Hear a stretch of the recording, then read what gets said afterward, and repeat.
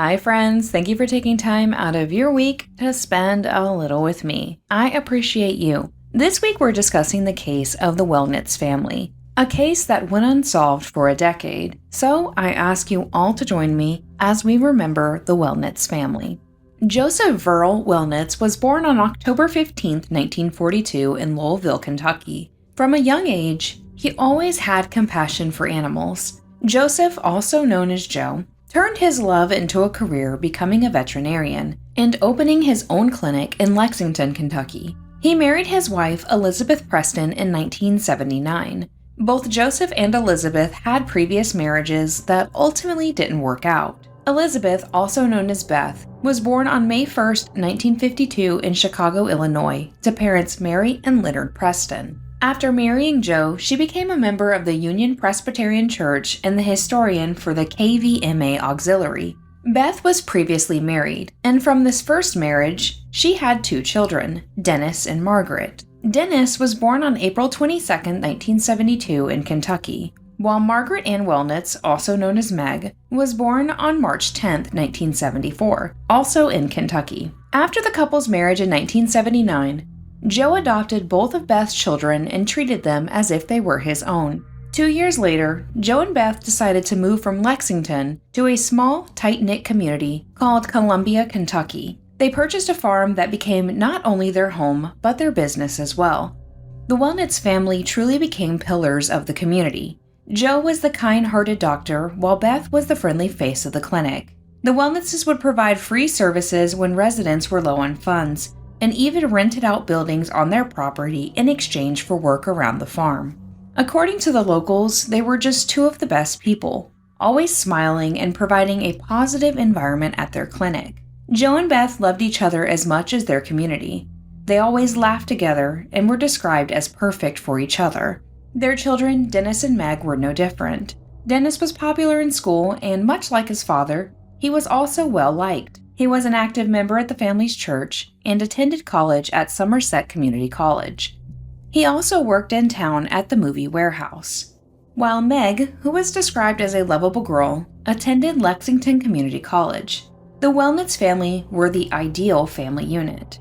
On February 26, 1993, the employees of the clinic arrived to find it suspiciously dark. Both Beth and Joe were punctual people, and with the clinic located mere feet away from the family home, the employees grew concerned. Walking over, the home stood dark and quiet. The employees tried knocking on the door and calling for their bosses, but no one came to the door. They decided to enter the residence, where a grisly scene unfolded. Joe was the first victim discovered. Joe was found lying on his face in the downstairs den of the home. He was still wearing his pajamas from the night before. It looked as if he'd come out of the bathroom and was attacked on his way out. He was found with gunshot wounds to his torso. The second victim, Beth, was found upstairs on the floor near the couple's bed. Beth appeared to be standing when she was shot in her upper torso and head. The couple's son, Dennis, was discovered in his bedroom, feet from his mother. Unlike his parents, Dennis was found with gunshot wounds in his back. The discovery of the Wellnitz family sent shockwaves through Columbia. They were so well-liked and respected. Many felt if this could happen to the Wellnitzes, then it could happen to anyone. Police secured the scene and quickly discovered that each family member was shot multiple times. More than 10 casings from 9mm bullets were discovered. There were no signs of forced entry or a struggle present. Investigators concluded the family was targeted. The medical examiner placed the time of death for the family around 4 a.m., just hours before the clinic was set to open. The investigation started by tracking down the only remaining member of the family, Meg. Meg, who was away at college in Lexington, was shocked by the news of the murders. She explained to police she visited her family 2 days prior. She had dinner but returned home the same night because she had class the next day. On the night of the murders, Meg claimed she was with her boyfriend, Randy Appleton, and another couple, Bill and Regina Meese. They spent the evening playing cards until about 2 a.m. Meg's alibi was confirmed, and she was asked if she knew of anyone who would want to hurt her family. Meg was able to provide the investigation a new lead. As it turned out, not everyone was happy with the Wellnitz family. Brenda and Dave Cowell were tenants who lived in a cabin on their property for a few months.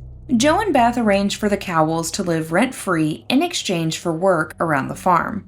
However, when Beth and Joe felt the Cowells were not holding up their end of the bargain, they charged the couple $1,800 in back rent. By the time the family was discovered, the Cowells had already moved from the property. Detectives tracked down the couple and interviewed them about the dispute 4 days after the murders.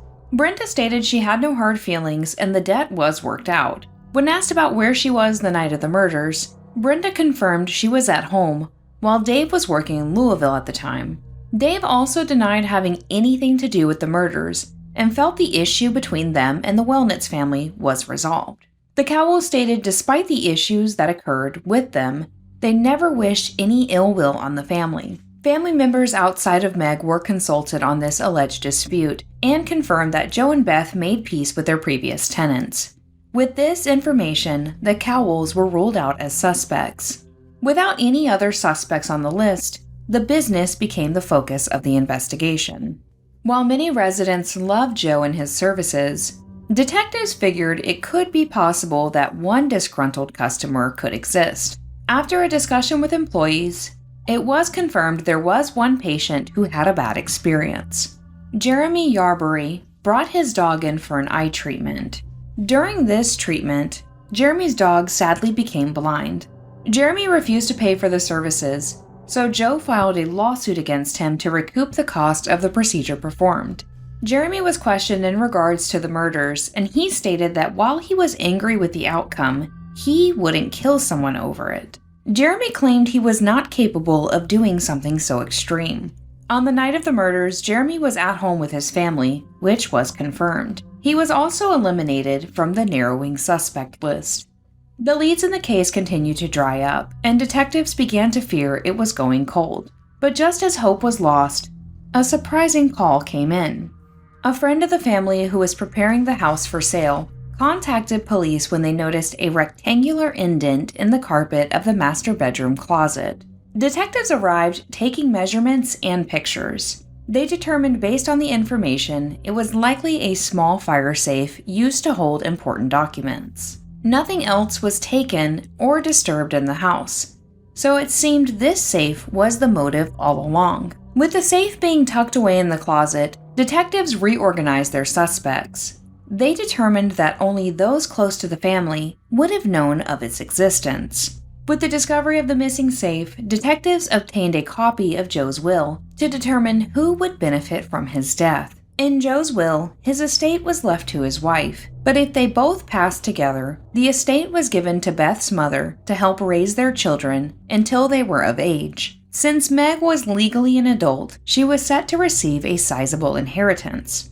Detectives approached her with the news, and she again was shocked. Meg wasn't aware her father included either Dennis or herself in the will, but in an unexpected turn of events, detectives discovered there was one more person set to benefit from his death, another son named Eric. No one in the community knew Joe had another son. Eric was the son of his first wife, whom Joe adopted like Meg and Dennis. Eric and Joe were estranged and had been for many years.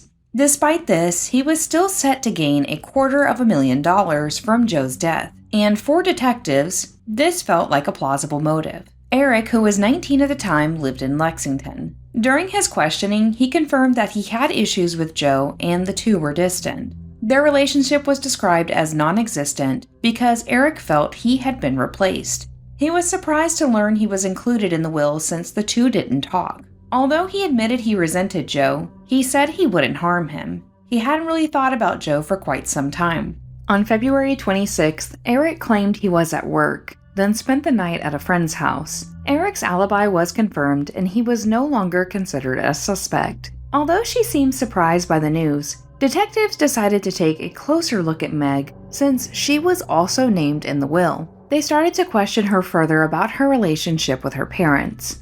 Meg admitted it was good and loving, but at times her parents disagreed with her life choices. Beth and Joe didn't like the people Meg chose to associate with, including her boyfriend Randy. Her parents didn't want him around and pushed for her to stop seeing him. Because of this, Randy became a viable person of interest. Randy was interviewed where he provided the same alibi as Meg. The couple were playing cards with another couple until 2 a.m. In addition to his alibi, Randy was questioned about his extracurriculars. Randy stated his hobbies were firearms and he frequented the firing range and loved going shooting. Detectives did let Randy go, but decided to look a little more into him by going to the firing range. Randy was determined to be a frequent patron of the establishment. Police recovered several spent casings from the range that matched the weapon used. The casings were submitted to a lab for comparison to those found at the scene.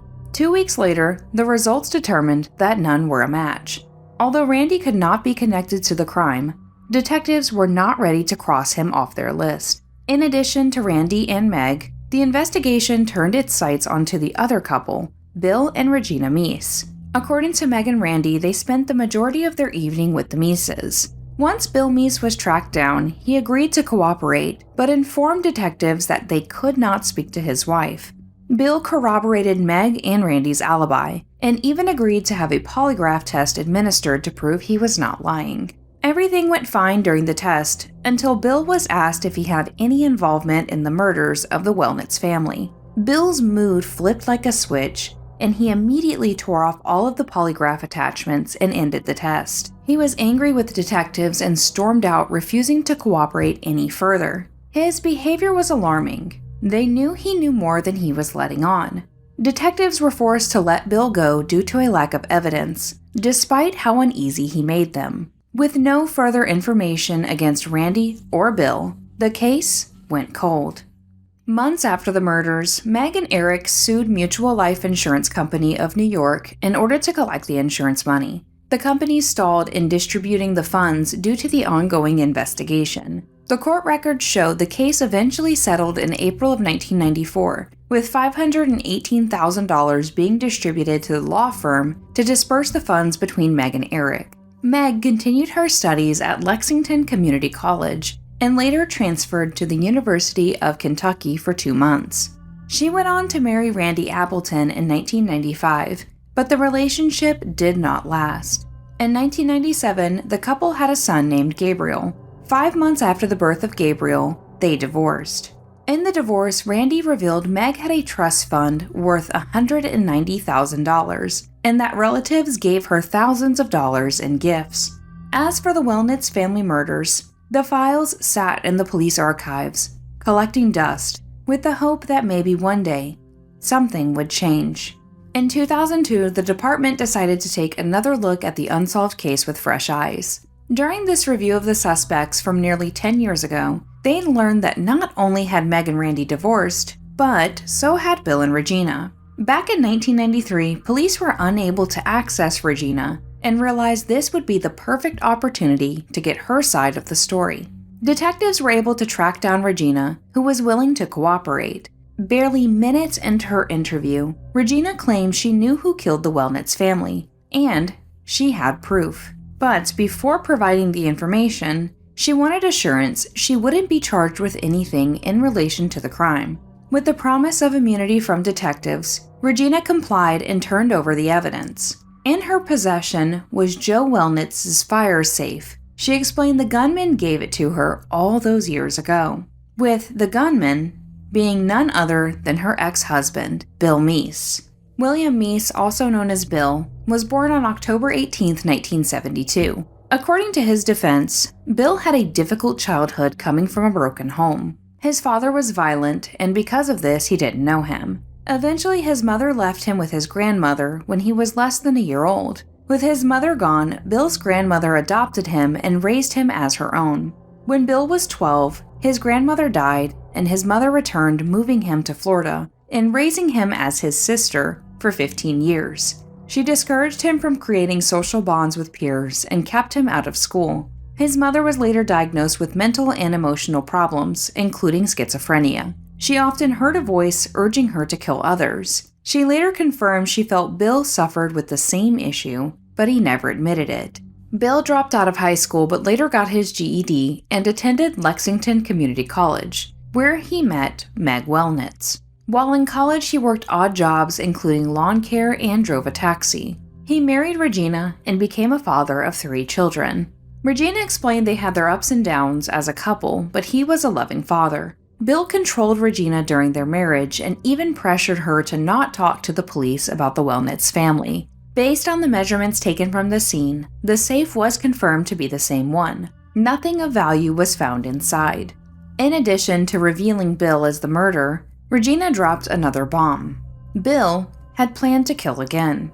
Through a mutual friend, Regina learned Bill offered to kill a friend's boyfriend for $2,000. Police contacted this friend for confirmation, and she stated yes. He offered to kill her boyfriend because he made her cry. Police asked her to arrange a meeting. The woman was asked to wear a wire and provide $500 as a down payment to Bill. Bill agreed to meet the woman and accepted the money. As a result of this, he was arrested in November of 2002 for conspiracy to commit murder. For the charge, Bill was sentenced to 12 years in prison. With Bill incarcerated, detectives questioned him once again about the Wellnitz family. Initially, he wouldn't talk. This made building a case against him difficult. While Regina confirmed Bill pulled the trigger, police couldn't understand why. He had no connection to the family, and he'd never even met them. But Regina quickly cleared up the situation, however. She explained Bill might have been the gunman, but he wasn't the mastermind. According to Regina, Meg had planned the whole murder. She'd planned it for nearly 3 months. The two purchased the 9mm used in the case with a false ID. This information was confirmed through the ATF. The person who sold the firearm also identified the pair. On the night of the murders, Regina confirmed Meg rode with Bill to Columbia early in the morning. She provided the house key to Bill to enter the home while she waited in the car. After the crime was committed, the duo disposed of the gun and Bill's bloody clothes in a restaurant dumpster on their way home. Then they returned to Lexington to provide themselves a solid alibi. By February 27, 2003, police felt they had enough evidence to present to a grand jury.